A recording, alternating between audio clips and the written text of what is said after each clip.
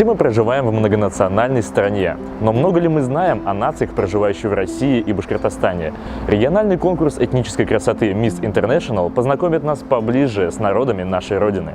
22 ноября в информационном агентстве Башинформ состоялась пресс-конференция республиканского конкурса этнической красоты и таланта Miss International Уфа, финал которого пройдет 27 ноября в концертном зале Конгресс-холл. Целью конкурса является знакомство жителей республики с культурой народов России и Башкортостана, создание условий для межэтнического общения молодежи, сохранения и возрождения народных традиций, материальной и духовной культуры народов. Судить было сложнее, чем на обычном конкурсе красоты, потому что такие параметры, как рост и вес, здесь совершенно не имели значения.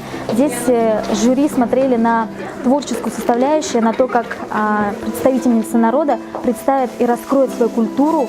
Основная цель конкурса – это развитие межнациональных отношений в молодежной среде.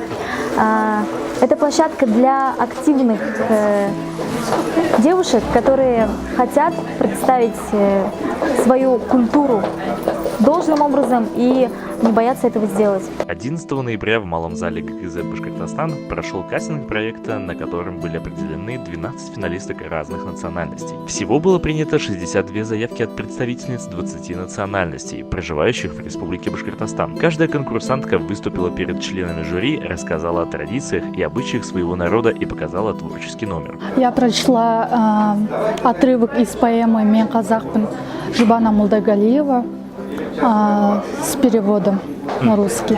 Я бы не сказала, что это соперничество, потому что я увидела разные народы, и это очень интересно, разные культуры, разные нации.